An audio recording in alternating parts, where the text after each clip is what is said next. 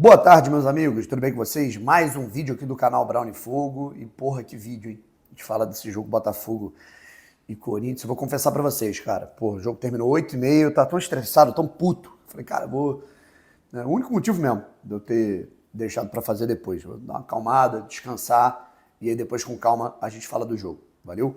A galera perguntando que camisa é essa, que eu já usei uma vez, é uma camisa do Botafogo Reptiles, lembra aquele time de futebol americano? É um parceiro meu tinha essa camisa, eu acabei pegando dele.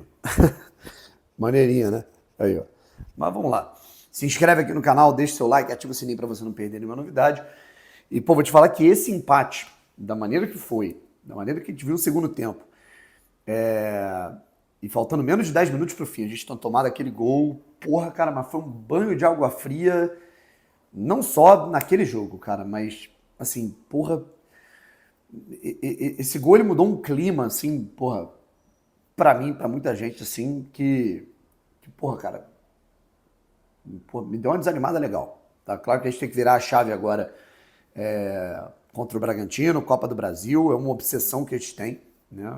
Eu tenho uma obsessão muito grande pela Copa do Brasil, inclusive, né, um dos motivos pelos quais eu nem sabia dessa informação, tá? Vou confessar pra vocês, o Botafogo entrou ali com um time mais ou menos misto, né? Entrou ali o Ponte, né, alguns outros jogadores.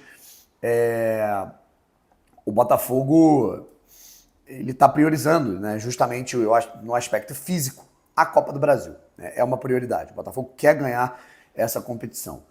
E perdendo os pontos que o Botafogo vem perdendo em casa no Campeonato Brasileiro, empate com Vitória, agora empate com Corinthians, não vencendo dentro de casa, eu acho que está começando a ficar muito complicado pensar numa projeção de briga por título nacional, tá? Por defesa do nosso título brasileiro. O Botafogo foi campeão em 2024, pensar num Botafogo, né, que mesmo que tenha jogos a menos, né, o Botafogo está ali com, né, tem que jogar ainda com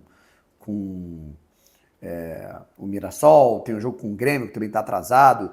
De todo modo, né, a gente está se distanciando demais desse pelotão de frente, que agora tem já em disparada Cruzeiro, joga daqui a pouco, Flamengo e Palmeiras, tá certo? Mas vamos lá, falando sobre o jogo, galera, como eu falei pra vocês, né, isso não é nem só uma análise, uma opinião, é até informação. O Botafogo ele quer resolver o problema da linha de fundo do lado direito, beleza? O ponta titular é o Arthur, certo? O Arthur é um jogador que corta pra dentro, um jogador que ele atua mais puxando da ponta pro meio. Quem é que faz o fundo com isso, já que o ponta joga por dentro? O lateral. Né? Quem é o nosso lateral titular? É o Vitinho. Que, repito, Vitinho é bom jogador, Vitinho é muito seguro na defesa. Vitinho não é um cara cego para construir, mas para linha de fundo e fazer cruzamentos, definir jogadas, ele tem esse déficit. É o ponto fraco dele. E aí nessa, ontem, que era um jogo contra um Corinthians que estava ali se propondo a não jogar no primeiro tempo, um Corinthians que também estava alternativo pelo cansaço, pelo desgaste, e que teve o Yuri Alberto entrando muito bem, né, cara? Pô, o Yuri volta justamente do jogo contra o Botafogo, cara. Havia ali uma expectativa de que ele não voltasse nesse jogo, mas ele voltou. Foi relacionado, viajou, foi relacionado e entrou em campo. O Botafogo no primeiro tempo, cara, foi ótimo, né? Todo mundo aplaudiu o primeiro tempo do Botafogo. Muita intensidade para recuperar a bola, ótimas oportunidades criadas. E justamente no cruzamento, né, o Ponte ele tem esse déficit defensivo. Né, ele é um jogador que não marca tão bem quanto o Vitinho. Mas contra o Corinthians, né, que era uma equipe ali que estava... Né, não estava se propondo a atacar no primeiro tempo. Né, ter o Matheus Ponte, ok. Né, porque ele é um cara que vai no fundo e a gente tinha ali uma cobertura interessante do lado dele. E justamente num cruzamento do Ponte, Nathan Fernandes tocou, gol do Arthur Cabral. O Botafogo fez 1-0. Voltamos para o segundo tempo. No intervalo entram Memphis Depay e Yuri Alberto. E ali eu olhei pro pessoal que estava ali vendo o jogo comigo e falei, cara, agora o jogo começou de verdade. Né? O primeiro tempo foi treino. Né? O Botafogo jogou contra uma equipe muito abaixo. O Dorival colocou um time completamente recuado, só o Botafogo jogou. Agora o Corinthians está em desvantagem.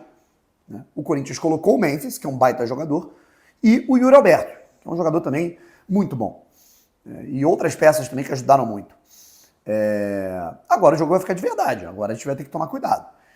E num determinado momento ali, cara, o Botafogo não conseguia reter posse, né? E aí vai o cara que muita gente gosta de falar besteira, muita gente gosta de criticar, né? Marlon Freitas.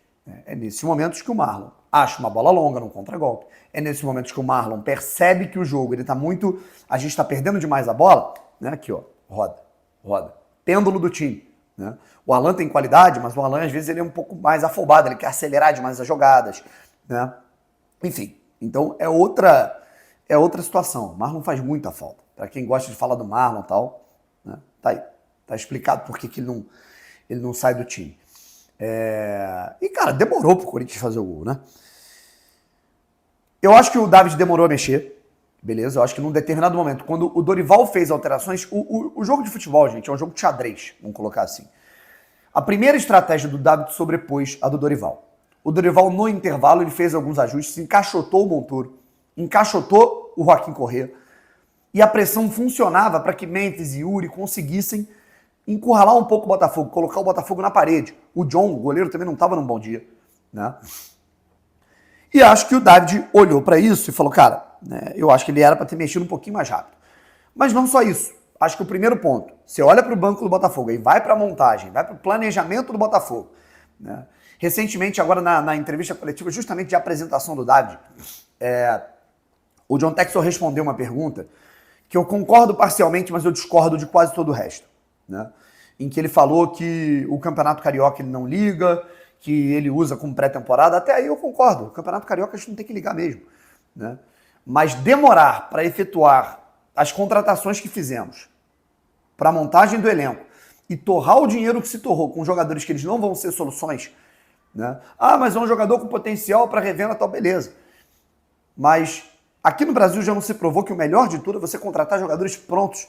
E aí você vai ter o torcedor no estádio. Você vai ter o produto. Você vai ter esse retorno que você não vai ter com uma revenda. Você vai ter com uma premiação. Que o seu time vai avançando, o seu time vai ficar no topo da tabela. Sabe? Enfim. E aí a gente teve, né? O Botafogo olhando para o banco, não apresentou muitas soluções.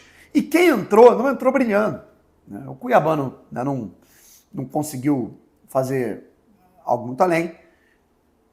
E o Savarino, cara, né? Eu li nas redes sociais uma galera falando, não, tem que ter o Botafogo tem que contratar um reserva pro Savarino, porque ele tá se sentindo muito confortável. Não, gente, o Savarino virou reserva do Botafogo, tá? Tá muito claro isso. Depois na coletiva o David deixa isso muito claro. O Savarino não foi poupado, o Savarino virou reserva do Botafogo. O titular do Botafogo hoje, na meia central, é o Joaquim Correa. Porque tá jogando melhor. Porque o Savarino... Cara, uma coisa é a gente discutir quando se coloca o Savarino deslocado na ponta, né? Que eu acho que ele fica encaixotado, o jogo dele não flui. Mas o Renato Paiva já vinha colocando o Savarino para jogar centralizado, dando a oportunidade dele jogar na sua própria posição, e ele não estava bem. E o David Ancelotti também está escalando ele aonde ele gosta de jogar. O Savarino, ele errava passes, cara, ele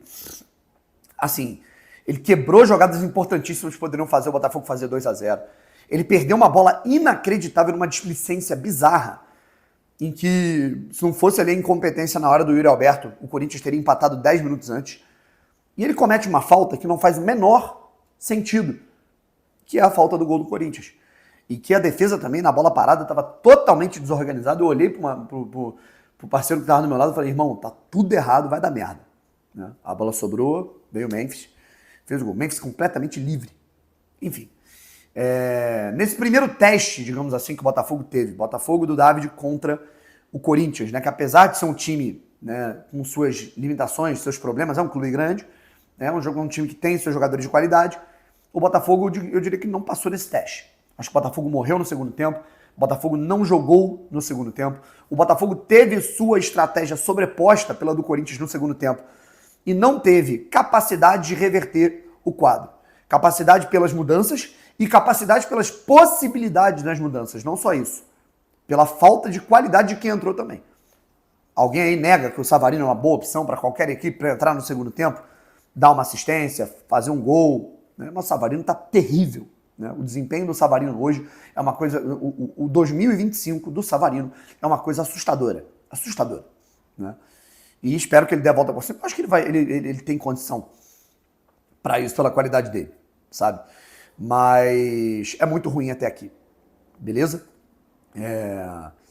Enfim, acho que a gente teve um time que no primeiro tempo foi muito bem e que no segundo tempo, não sei se cansou, não sei se propriamente a estratégia do Corinthians foi superior e a gente não conseguiu reverter em nenhum sentido. Nem quem estava lá dentro, nem quem se propôs a mudar e nem quem entrou em campo para tentar mudar o jogo, sabe? Campeonato Brasileiro eu acho que foi bem difícil e, honestamente falando, claro que tem um turno inteiro e tal, mas enfim, quando você vai se distanciando vai ficando um pouco mais complicado. E agora contra o Bragantino é virar a chavinha, né? Mas assim, se o Botafogo fizer o segundo tempo que fez, abaixo, né, em termos de intensidade, em termos de concentração, se o jogo de ontem fosse contra o Bragantino, o Botafogo teria perdido o jogo, tá? Mas o Bragantino perdeu pro Fortaleza, problema. Esse time do Bragantino, ele não perde os gols que o Corinthians perde, e ele busca mais oportunidades para pegar o seu adversário desprevenido do que o Corinthians, certo? Então assim, Botafogo que se cuide na terça-feira, porque o adversário é muito qualificado e o Botafogo, se der os moles que deu, o Botafogo vai perder o primeiro jogo de ida da Copa do Brasil. Mas enfim, agora é dar uma descansada, trabalhar, porque é um jogo muito importante. A Copa do Brasil ela tem que ser uma prioridade para o Botafogo. Até porque nesse Campeonato Brasileiro as coisas não estão muito bem. Eu acho que a situação ela tem que ser o foco nas Copas, digamos assim. Beleza? E no Brasileiro a gente tentar voltar para a Libertadores. Certo?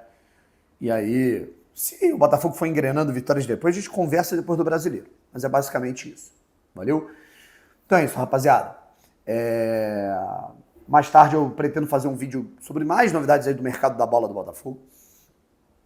Mais tarde eu pretendo fazer um vídeo aí, né, falando um pouquinho mais sobre essa relação Textor e Evangelos Marinax, que agora o Globo Esporte publicou uma matéria e tudo mais. Beleza? E também projetando, né, esse foco nas Copas que vai ser fundamental. Um abraço e fui.